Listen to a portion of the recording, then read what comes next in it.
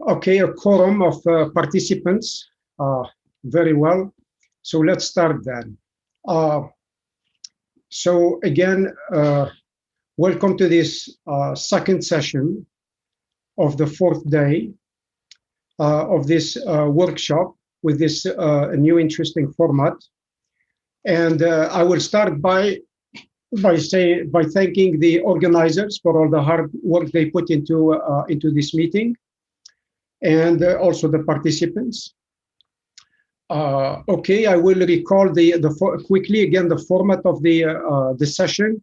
So I will ask the three plenary speakers to take turns. So Elizabeth, and then Dante and Alexandra, to present about 3 minutes or so about your talk, the most important points, the things that you want to convey. And you're welcome to use a few slides to do that. And then after that, we will move on to the poster presenters, authors, who you can take a 1 minute to introduce yourself, and also to give a quick brief description or title of your posters. And with that, again, for questions, so please raise your hand using the Zoom. But if you are host or co-host, or you don't have access to that, you can put them in the chat. Or in fact, if you see that we didn't see that, you can wave at me as well. I think that's about it. Yeah, that's about it. So let's start then. We start then with Elizabeth. Okay, first of all, I would like to thank the organizers for their patience with me and still letting me participate in this futuristic workshop. Thank you. And also my utmost admiration to all the other speakers. I really tried, but after many recordings, I had realized that I couldn't talk into the void. It's amazing to see all your fantastic talks. So thank you. The main message of my slides is that here is my preview of cosmology analyses in the mid-2020s, where we'll have about 5% of parameters that we understand well. Those are our cosmology parameters. And the remaining 95% will be systematics. Those will be known unknowns, and of course also unknown unknowns. And our task beforehand is to put as many of these as possible into the known unknowns category to then make progress. And as a worked example, let me briefly talk about the SU1 systematics modeling, where we ended up with a baseline parameterization of 20 parameters using simple linear bias per redshift bin, simple photozy shift parameters per lens and source redshift bin, a simple multiplicative shear calibration parameter per source bin, and a standard power law, nonlinear linear alignment, intrinsic alignment model. Of course, this list is known to be incomplete. There's a bunch of systematics that we know exist, such as baryons, that we deal with by throwing out signal to noise, that is removing data points. And of course, all these parameterizations here are our simple choice. They're not a statement about the true parameterization of, say, galaxy bias in the universe. So that means we pay some price in terms of actual constraining power. And I think one of the most interesting plots that other people have made about the SUI1 is this rogue analysis by Anthony Lewis, showing you the constraints from our standard 3x2 point analysis. One, fixing all the nuisance parameters to their best fit values, shown in red. And then in blue, what would happen if we also didn't have any scale cuts. So if we didn't need to deal with baryons or nonlinear bias. I think we should not read much into the location of these two contours, because we know that baryonic feedback and nonlinear bias exists. But I think this plot really gives you some idea of how much constraining power goes into constraining systematics, and what happens when we do cosmology in a systematic limited regime. And then I highlight two efforts, one by led by Shivam Pandey for the upcoming DSU3 analysis that you'll hear about more later, that is now including nonlinear bias modeling. Of course, our previous bias model was stuck basically in the 1980s. We've been trying hard to catch up with perturbation theory, but marginalizing over poorly constrained parameters turns out to be a big problem.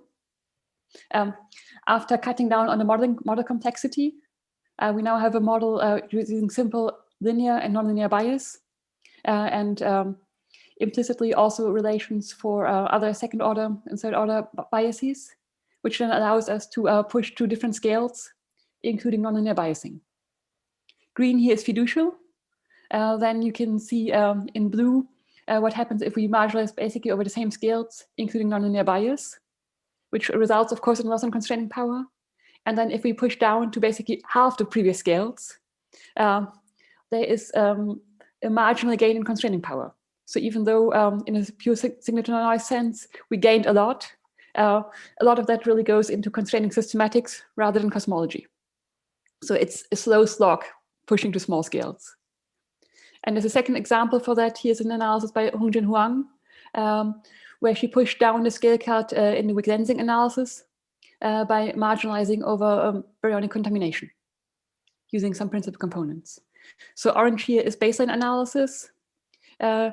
And then the gray contours, the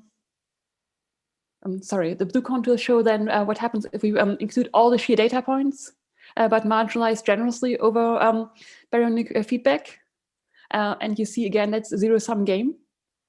Only by putting in quite informative prior of which of the simulated baryon scenarios are possible onto our marginalization, shown in gray, we then end up with some gain in confirmation in constraining power. And I just want to end by saying that all these systematic complexities mean that survey optimization and analysis optimization in the future is much more complicated than just area and number density of galaxies.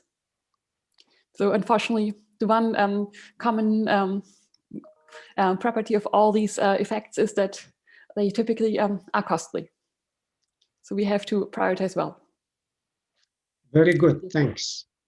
Dante?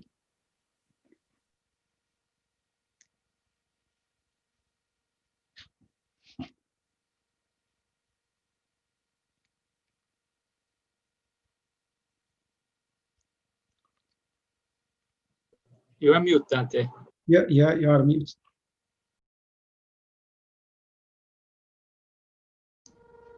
Dante, I think you are muted. Are you trying to find the, we can't hear you. Ah.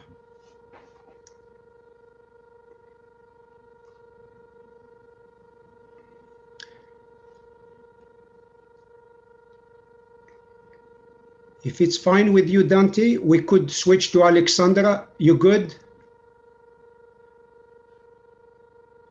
Okay, so, okay. We move then to Alexandra as second, and then we will go back to Dante. We can't hear you, Dante. I think Dante has to stop sharing, yes. Yeah, okay, perfect. Sorry, I have get the microphone. Sorry, I didn't know how to use. Are you good now? Are you good now? So you're hearing now. Okay. It's so working. Go for it, Dante. If it's working, yeah. go for it. Okay. Yes.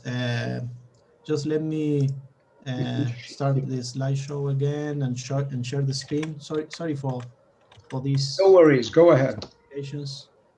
I have little experience using Zoom, so okay. Now you are hearing and the screen is okay. So it works well. So to summary, my talk was to use Cosmic Void as cosmological laboratories, and my exposition was basically in these two statistics: the void-side function and the void galaxy cross correlation function. The void side function is the study of voids as a function, the number of voids as a function of their size, and the cross correlation function between voids and galaxies. So these two tests have been very, very promising, and now we have some results in the community fitting cosmological parameters using these two techniques. And also there is a third type of tests possible to use voids, that is the void intrinsic ellipticities, and but some days this test is less developed in the community. So what I have presented in my talk was the derivation of model to correct the sizes of voids. Just let me show you. We have here the void size function for voids in a cohomological box. This is the true distribution of voids in a cohomological box. And this function, it depends on the cohomology. If you change, for instance, the fiducial cosmology, you will get different behavior for the curve. But also, if you identify your voids in Redshift, you get that the sizes of your voids are typically large. So what I showed in my talk was a way to correct the size of voids using Redshift space distortions. Just like in Redshift space, your voids look smaller. Sorry, in Redshift space, they look larger than they actually are. And we derive a correction factor for this. And the good news is that this correction factor for these effects in Redshift space, this expansion of void in Redshift space, is dependent on cosmology and depends also in the growth rate of structures. This is the logarithm derivative of the growth rate of structures, and this is the galaxy bias. So it depends on cosmology. And we have also derived analytical formula for correct the sizes of void depending on the true cosmology and the fiducial cosmology. So in this way, what we have presented is an implementation of the Alko-Paczynski test using the void abundances. And this is one of the main plots of my talk, when you can see that if you assume wrong fiducial cosmology, then you get something like this. And if you apply our Alko-Paczynski test, you get basically all the abundance match pretty well, but actually you have that the voids in your survey are typically large than the expected behavior, and this is corrected by Redshift space distortion, just like we propose in our paper. And the second part of my talk was related to the use of void to cross-correlate with galaxies using correlations in Redshift space. And what we actually show there is that there is an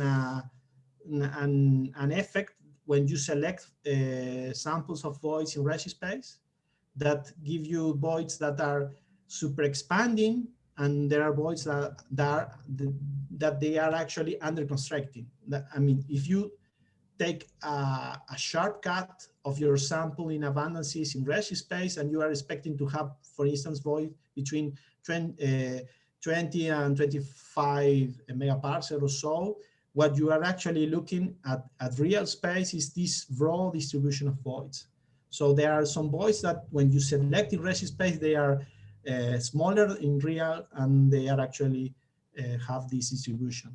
And what we show in this work is that basically these guys that are here and these guys that are here are voids that have ellipticities, and these are voids that are elongated in the direction of the plane of the sky, or they are elongated in the line of sight. And when you look at velocities, they are super expanding in the line of sight, or they are super expanding in the plane of the sky.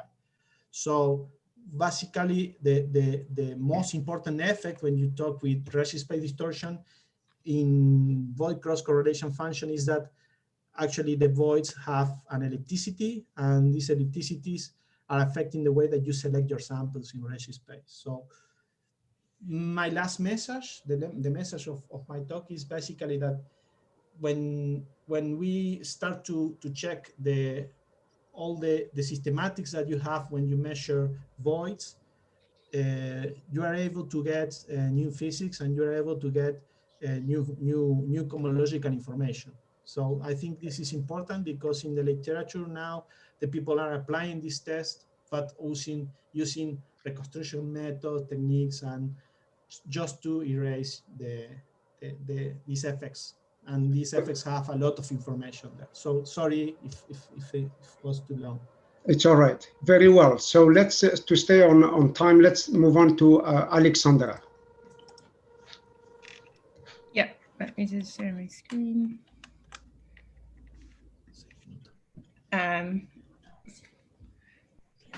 Yeah, so following on from Elizabeth's talk, I also talked about DES 3, and our results are really very nearly ready, and we're pretty excited about that. So here in the top left, you can see simulated results from the DES 3 analysis, so randomly centered and fake data.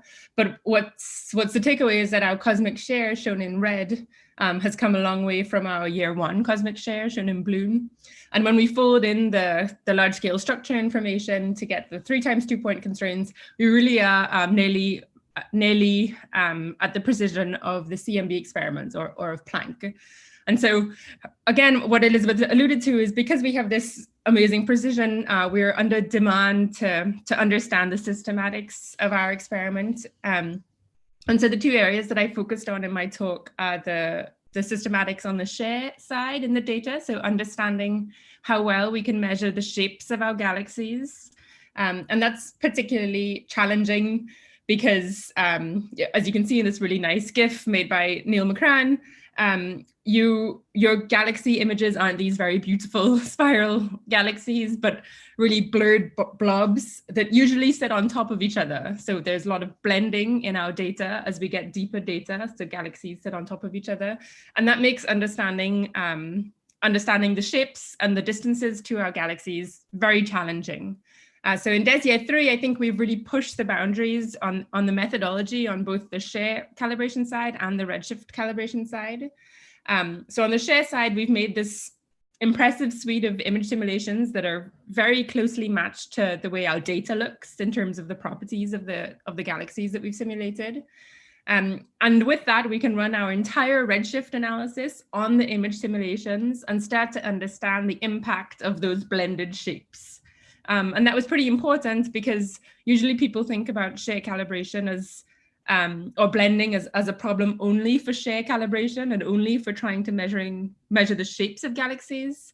But what we've demonstrated is that it actually has a lot of implications on the distances to the galaxies. And you can imagine that if you have 2 galaxies on top of each other, it's impossible to tell if they're actually very nearby or the same redshift or just a projection effect. So in year 3, we've employed this new modeling of the share calibration biases due to blending. And we find that to be a pretty significant effect, even for DS, which is relatively shallow. And the other part of my talk focused on the redshift calibration. So again, this is a new framework that we developed, and it uses these self-organizing maps or a fancy machine learning method to sort your galaxies into different types. And then we can better understand their redshifts. And we use 2 of those self-organizing maps, a wide one and a deep one. And that just helps us understand our data better, because in the deep SOM, we have, in the deep fields, we have more photometric bands and deeper data. So we kind of use that as a stepping stone to understand the distances to our galaxies in the wide field. And we employ 3 different methods to be able to make sure that our calibration is robust, but also that then we combine that information. So we really accurately constrain the redshift distributions. And these systematics in the data are extremely important for recleansing. If you get your redshift calibration wrong, you will inherently bias the redshift distributions that you use to model your galaxies, and that will directly bias your cosmology constraints. And same for your share calibration errors. So we've really focused on putting these at the forefront of the year 3 analysis to make sure that our cosmology is robust. Okay, very good, thanks. All right, so we move on to the poster presenters with Natalie. Okay, can you hear me? We can hear you. We would like to, if possible. Okay, thank you for this opportunity for the organizers. And well, I'm Natalie Desange. My work is about how to improve cosmological covariance matches using machine learning, more specifically using image denoisers. And well, I'm really happy if you ask me any questions here or by email.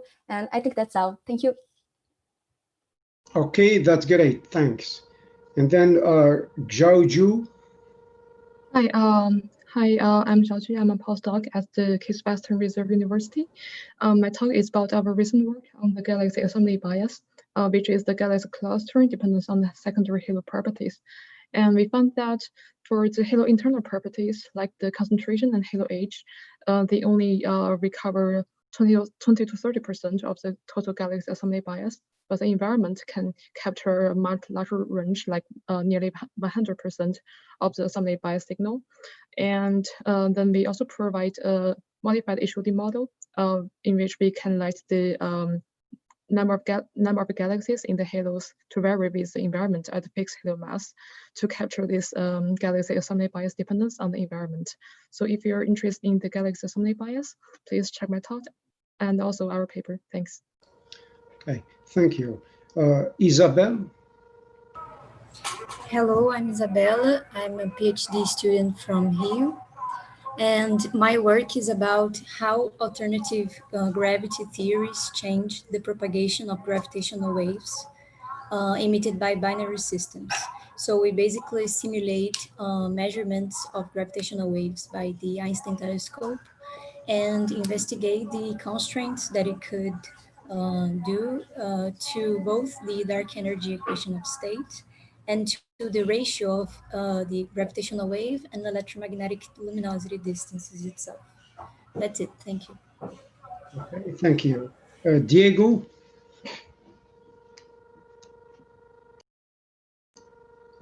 Diego, are you present? Can you? Oh yes, I can see you, Yarda.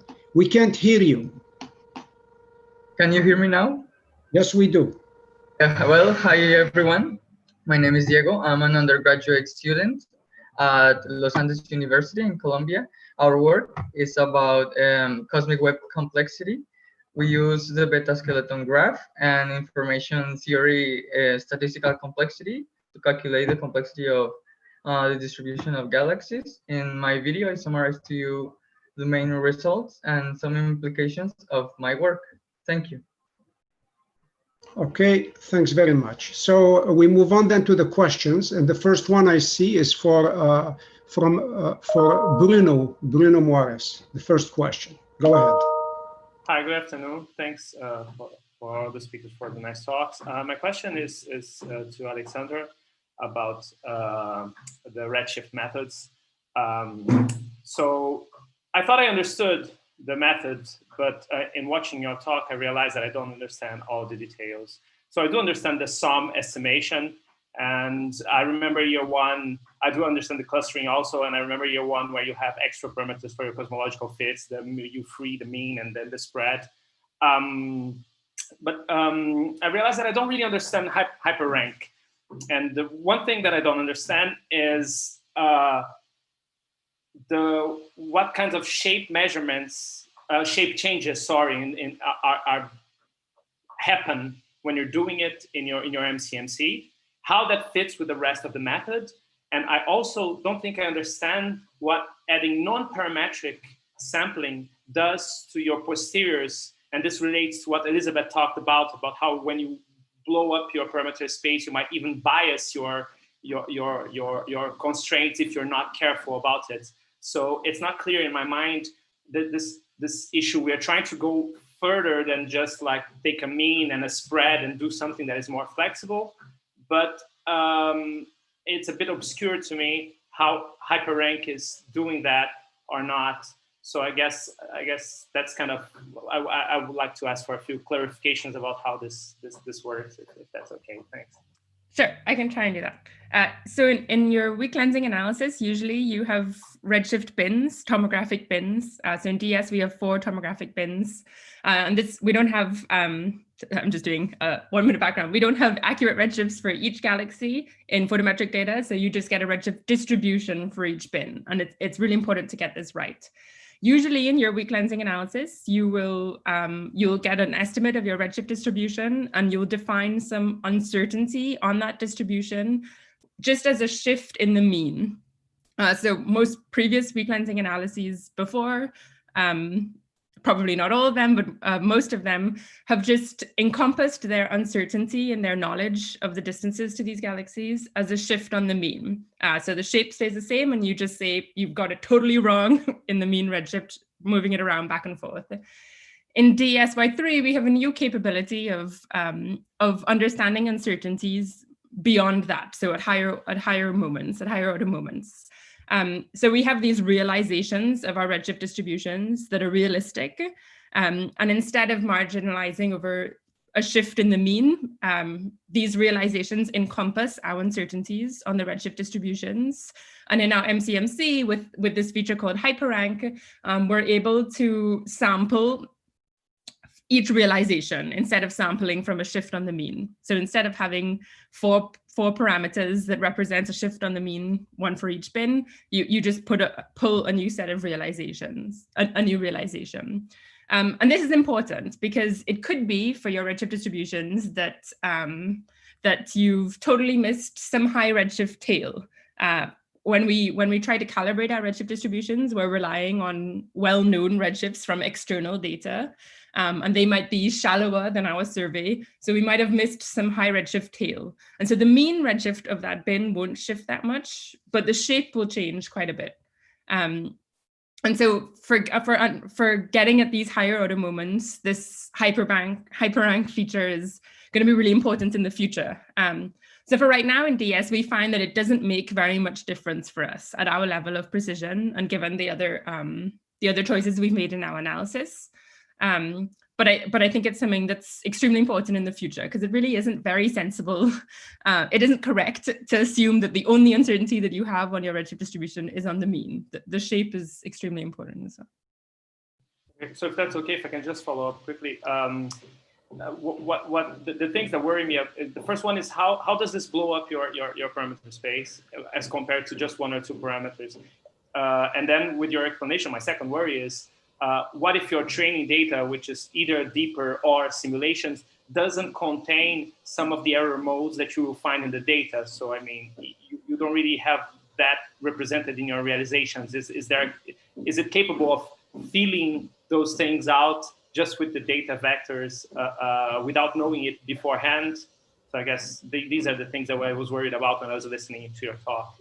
Bruno, because you have been very active in this workshop and you asked so many questions, I let you ask 2 questions on a row. So I will let Alex answer it, but please, for the others, go with 1 question and then go in the loop. Thank you. Alex. I'll start with the second one. So the second question about, does it encompass all of our uncertainty? This is a question whether you're marginalizing over a shift on the mean or realizations. We still rely on whatever information we have and assume that has encompassed all of our uncertainty. I think in DES 3, we've accounted for more sources of uncertainty than what was previously done. So we use our mocks for that, our simulated cosmology simulations to understand things like photometric calibration uncertainties. We have analytic prescriptions to understand sample variance, and we let all of these provide realistic variations in our samples. And on the first one, the big cost of using hyperrank is in the time of running your chains. It's a lot more computationally expensive to do your analysis with that. But for the size of your constraints, it actually, in a lot of the tests that we've done, we've seen that it reduces the size of your contours because it captures a more realistic uncertainty, and it allows for correlations between bins compared to an uncorrelated shift in the mean. Okay, very good, thanks. Ben? Yeah, hi, I have a question for Dante. You focused a lot on the necessity to map everything into real space before finding the voids, before characterizing what they're doing. I'm a bit surprised by that, and I wonder whether it has something to do with the fact that you use a spherical underdensity finder to identify the voids. Because as you are probably aware, in our work, both from 2015 that you cite, and also this year's paper, 2020, we do manage to stack voids and find voids in retrospace, stack them and model them extraordinarily precisely, including the correction factor that you mentioned for the sizes. So I was just wondering, why you made those particular choices. Okay, so I'm not sure if I correctly understand your question, but what you are surprised in the effect of the electricity that we see. Yeah, because we do find these. So I guess in the void finder we're finding the shapes, but then we stack them. So, but maybe because we find the shapes, this allows us to avoid. And also you have a stack a lot of. I mean, you have a method that if I'm correctly remembering your paper, you stack in voids and normalize for the size, right? We stack them in size ranges, yeah. Mm-hmm. And in size ranges, and yeah. But in redshift space size ranges, right? I mean, the actual quantity that is in the data. One of the problems is that the effect of ellipticities is important when you have very high density and very large volumes of galaxies. I mean, when you have a large volume, just like we are expecting for desks, for instance, and when you have sizes, your sample is very large, and you are expecting to have a lot of void, and in that case, this effect is around 1% of signal. I mean, we don't really see that. I mean, we've just we're in the process. Very little, the effect. We're in the process of getting out, so have a look up for that. With the process of getting out a Euclid mock paper running on the Euclid challenge simulation, which is enormous, right? It's a very large sample, very dense, has a lot of voids in them, and exactly the same model that we used for the Sloan data set that works just fine. Yeah, and also important is the density of your sample. When you identify voids with your watershed that you sometimes have you measure the density in the basin, just like I'm not sure in your work, but when you check the how under dense is your voids, you just take the more empty ones and then you produce the stacking with the more empty ones. In my case, we are basically ensuring voids that are very empty. So in this way, the effect of the expansion is much more strong than for voids that have an integrated density inside, or I don't know, up to minus 0.6, minus 0.5 in contrast. When you look at voids that they are very empty, they tend to expand much more than voids that have much matter in size. So in that way, so it could be related to a particular way of selecting very underdense voids. Yes, and also the effect, the effect of the ellipticity is important in a factor around the 1% or so. So I think it's important for samples that are very large, just like you say for Euclid or DES or and also this is around 1% of activity. So it's an effect that is important for high precision cosmology using voids, in my opinion. But there is a lot of differences between our void finders, and I think this can explain just a little this. And also this is important when your section in redshift space is in a given size range. If your size is very raw, this effect will only affect you in the lower limit, in sizes, because you are going to guys that are expanding for smaller sizes. You are not going to have these voids that are under expanded. So this can mitigate the effect. Very good. I think, yeah, very good. So by the way, this is generating some discussion. So you're welcome to continue after the workshop. And as I have seen already some happening. Let's go now with Renan. Okay, thank you. So my question is for Dante. Okay, two quick questions. First, on your second slide, why void lensing is not listed as a probe? There is a particular reason for that? Okay, it's not. Sorry. Okay. It was only my mistake. I just take a couple of tests, classical ones, and yeah, I miss it. Sorry. Okay, one more quick question.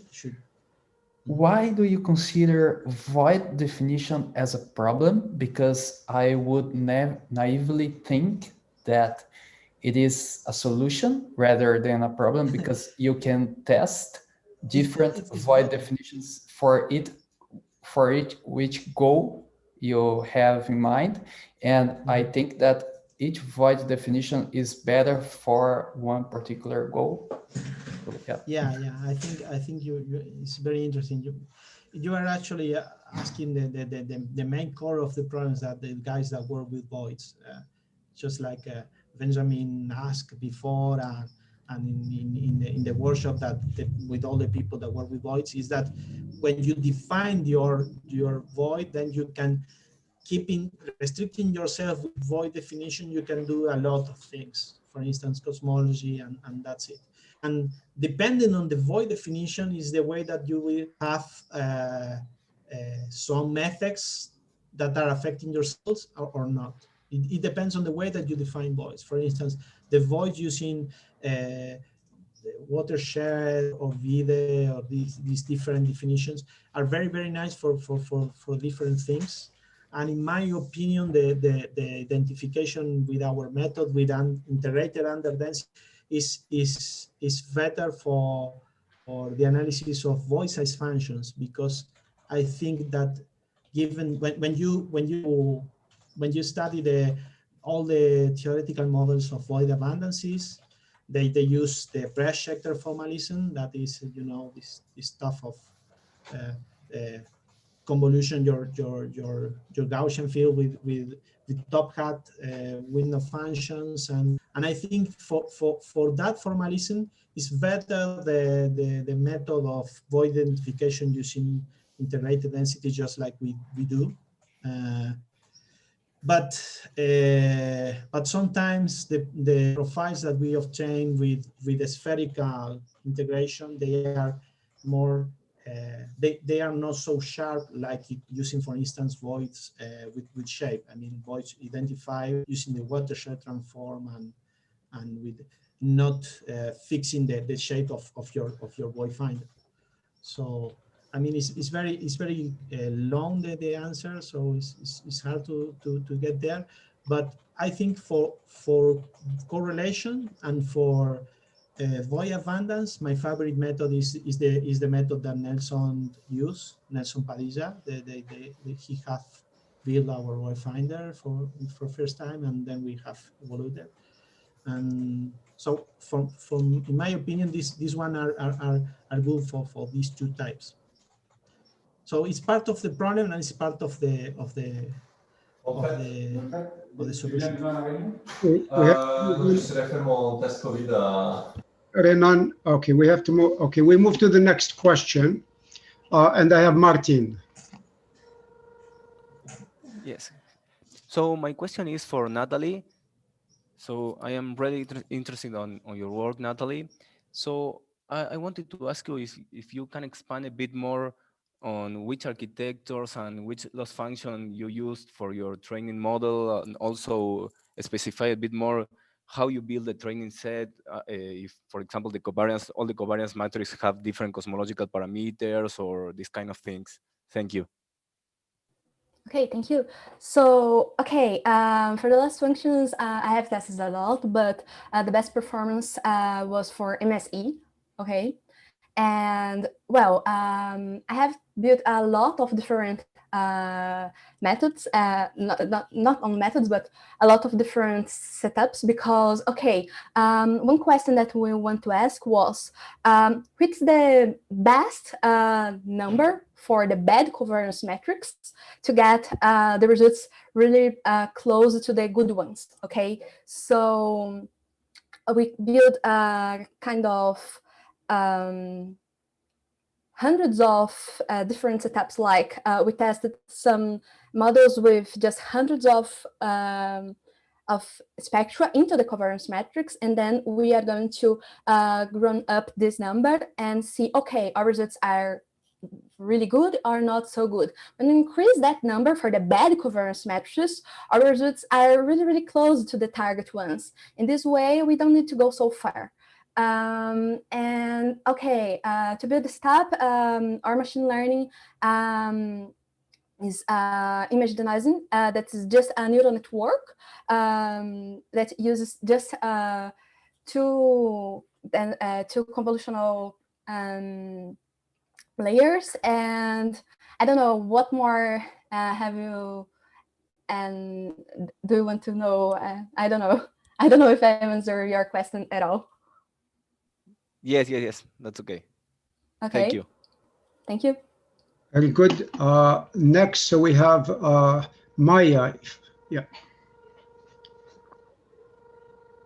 Hi, I have a question to Elisabeth. You mentioned that you're modeling baryons using PCA. Can you explain that a little, what you're doing or how? Sure, this was based on input from different hydrodynamic simulations at the level of the meta-power spectrum. And then simply defining principal components of these various meta-power spectra. And then we just marginalize over the amplitude of the first or second, or of the first two. And that removes the main shape changes in the shape of the shear power spectra imprinted in those simulations. Of course, that is very much based on what simulations you include when you construct your PCA. So you have to be mindful of possible simulator conformity. If everybody simulates the same baryon model, then the PCA will not span the range of possible baryon contaminations in the universe. So which simulations did you use? A long list. Give me a second to actually pull it up. Basically, starting from all the Cosmo owls, but the Bahamas suite, also including Illustris TNG and Illustris as far outliers to hopefully span a broad range. And I think there were a few more, but trying to be include some also that basically are known to be too aggressive in the baryon modeling. Okay. Thank you. Okay, thanks. Miguel. So hi, yes, my question is also for Dante. So it was already touched by the questions from that you got from Benjamin, so the question is basically you talk a lot about ellipticities. So do you think ellipticities of voids are more important or more prevalent than ellipticities for halos in the analysis? And also related to voids, you also put a threshold on the void, which is delta smaller than 0.9, which is kind of arbitrary, and it was already also asked. Does it make sense not to bin in delta, let's say from minus 0.8, 0.9, minus 0.9 to 1, and you have complementary sets of voids? Yeah. Okay. Respect to the shape of halos. Okay, I have researched a little of this stuff of the shape of voids, and sometimes this depends on the void definition, but restricting myself to my void definition, the void that we use with Nelson, the shape of voids is, these voids are less, the shape is triaxial, and they tend to be more prolate than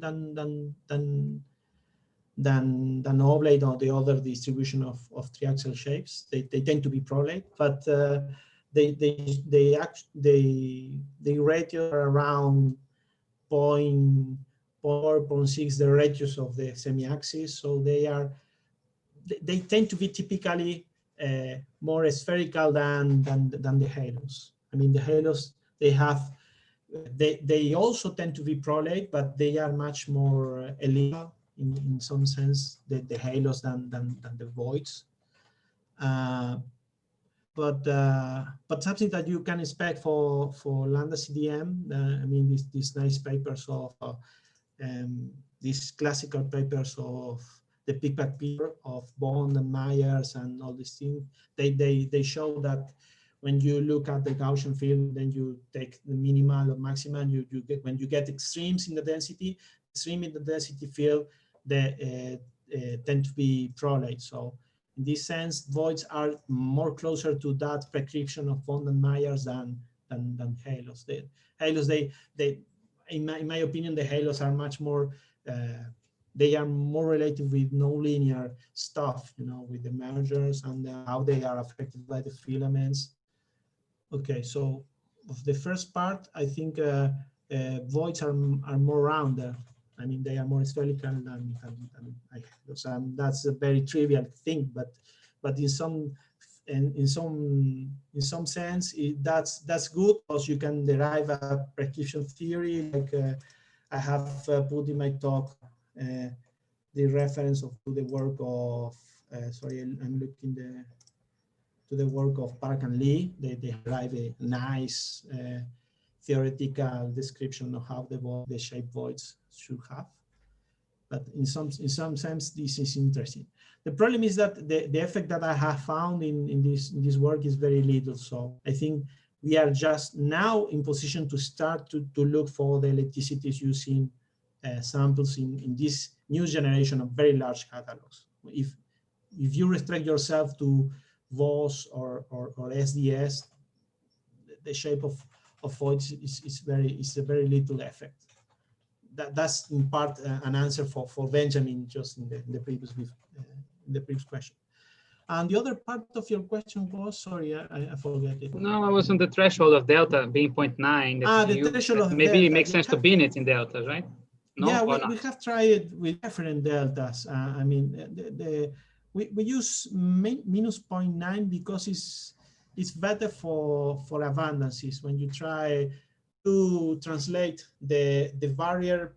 I mean, when you use the theoretical model of Shed and Van den Weiger to make a prescription for the abundance void, the void set function, they use a two barrier problem. Is similar to the projector for halos, or for clusters, but in the case of void, you have two barrier problem, and the density of one barrier have to be is in linear space, and you need to translate it into non-linear regime, and this is a problem because when you do that, you get an unrealistic density, something like a contrast of minus 0.5, for instance, something that is impossible because the density constant is low bounded in -1, right? So that is the problem, that you have to convert densities in the low linear regime and in the non-linear regime, because voids are something that become non-linear fastly because they get empty, and when you get empty, you are just allowed to be empty between, I mean, up to -1. So there is a lot of assumption that you can take, and what we have found is that the vet fits that you get when you measure in matter for redshift 0 is -0.9 for the abundances. But if you are using galaxy tracers, the things become much more weird. You have the bias, and the bias in voids is a very active problem. So I answer in too long just to say that getting -0.9 or -0.8 or -0.7 is something that is equally wrong in some sense. I mean, it's something that affects you in a way that is more or less equal. And so what I have found is that you get better fit for redshift 0 and galaxies with bias around 1 for -0.9. So that's the reason why I keep to that value. And when I change for -0.8 or other values, I didn't get very little differences. Thank you. Very good. I have a question, and I'm next on the list, but I cannot put it because I'm one of the hosts. Okay, so the question goes to the dark energy science folks, DES, either Elizabeth and also Alexandra. I see from your talks all the good work you have done and all the hassle you had with systematic effects. I have a number of questions regarding those, but I will leave those out. I will ask a zeroth order question. So I would be interested to hear, for example, when you worked through these systematics for now, and then later when you look back and you say, for example, with DES, these are the scientific questions we addressed about our cosmological models. I would be interested to hear what would be those things that will come to your mind. Any of you is to answer. I'm not sure I understand the question. Elizabeth, do you? I will repeat the question. I didn't either. Oh, the question is, what are the scientific questions that you will say you answered about our cosmological models? For example, going after W, going after sigmoid, so what are the scientific questions about our cosmological models that despite the systematic effect, you will say, this, we answered this question and this question. So what would that be? What would be that question or that progress or achievement that you will say, okay, DES, despite all the systematic effect, this we did?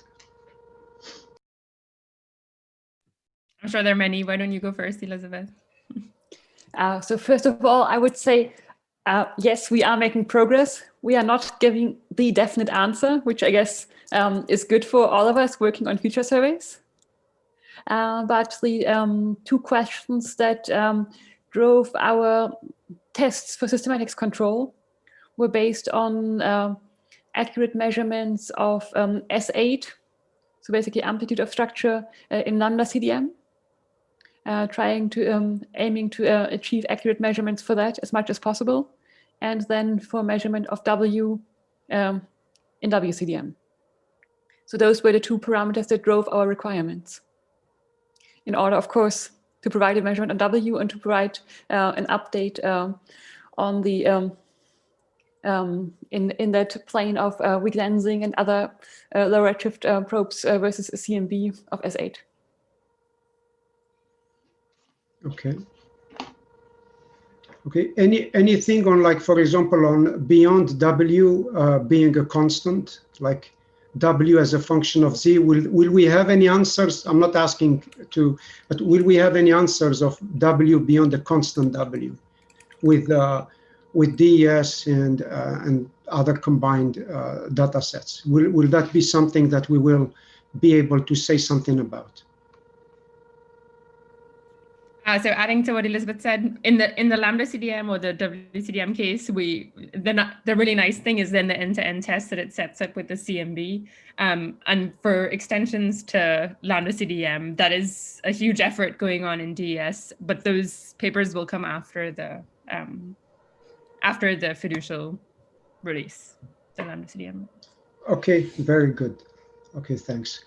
We'll move on then. We'll go back to the next question with Bruno.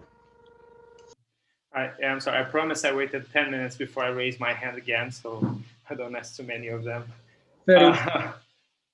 My question is for Elizabeth, and I think this is more like, in a traditional conference workshop, this would be more like a panel discussion question than a session, a specific question.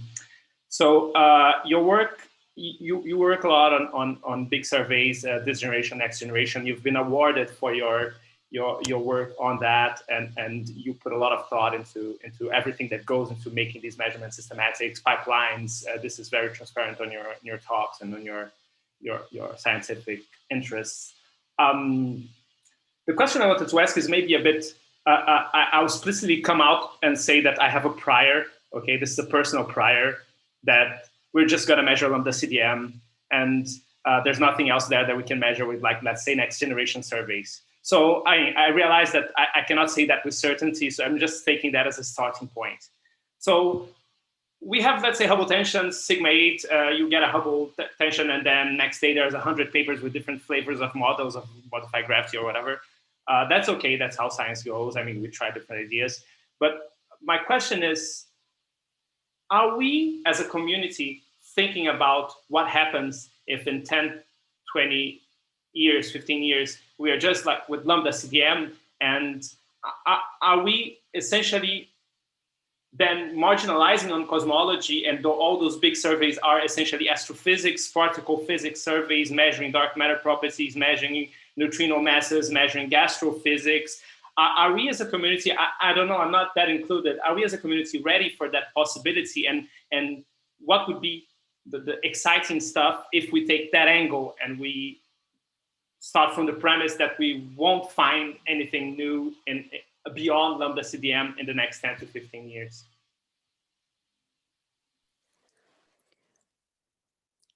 Well, first of all, I think the jury is still out, and many of us here will be working to really make sense of it. It keeps being exciting looking, for example, at a sigma 8, thinking, are we missing something?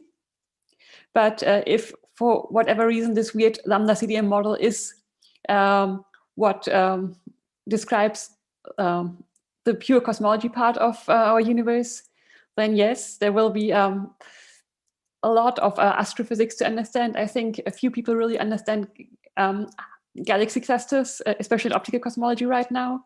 So if at some point we could turn things around to say, yes, we have tested and seen that we know cosmology, let's understand what happens in this universe. I think that will still be a very interesting experiment. It will then focus more on the astrophysics, and the nuisance parameters will become the parameters of interest. But fortunately, they are all, I guess, on equal footing in our analysis. So we can choose at any time which ones are parameters of interest, which ones are nuisance. Very good. I think we are at the top of the hour, but we may do what we did a little bit this morning. So we may stay a few more minutes. If those have to run, please go ahead. But if you can stay some more minutes, we will go and continue a little bit, at least for 5. Actually, can I make a suggestion, Mustapha? Sure. Because I see there are many discussions about the void issue in the chat. So if people that are interested in continuing the discussion on the void, you can pass the host to Nelson Padilla or Miguel, and people can continue talking if they're willing to. Sure, absolutely. Okay, that's about voids. So how about I saw that Mark has his hands up, and why don't go ahead, Mark? Oh, hi. So just a quick question about for Natalie about the covariance matrices. I guess so. I'm wondering how much did the performance of that algorithm depends on the actual covariance matrix being relatively similar to the training set. I mean, it would be very impressive if it were able to infer things that were relatively far from the training set. So that would be cool. Okay, so what happens is that the bad covariance matrices are built within the same spectra that build the good ones, the target ones, okay? In this way, they are built in the same cosmology. We haven't done yet these tests and with different cosmology or something like that. And I have made just simulation with just a Gaussian spectra. It's not a power spectra with cosmological parameters. It's just a toy project at this this stage, okay? But we are hoping that if we modify our parameters and we try to do this training with others, the results are not so different. But I don't have this answer right now. But okay, the metrics are really different, and if you see that they have just few number of spectra, but they are not okay, quite the same, okay, with the target ones. Okay, thanks. Okay. That's helpful, yeah. Thank you. Very good. So I invite if anyone has any question beside the discussion ongoing on voids, please go ahead. So Mustapha, I think yes. one thing you can do is that people will need to leave, they can leave. Okay, very well. Okay, you can pass the host to Nelson Padilla because yeah, we can do that. He's more interested in voids, I think. Very well. Okay, well, thanks to all then for being in the session. Thanks to our speakers, to the questions, and for all the attendants. So then as far as the main session is dismissed, is finished. So thank you. Those who are interested in a discussion, in a further discussion about voids, so stick around. Okay, thanks to all. Yeah, don't forget to give Nelson Padilla the host. I'm going to stay here for now. Okay. Ah, you stay here. Okay. Yeah, that's right. That's right. Thank you very much for everybody. Okay, thanks everyone. Thanks all the speakers. Thank you. Thank you.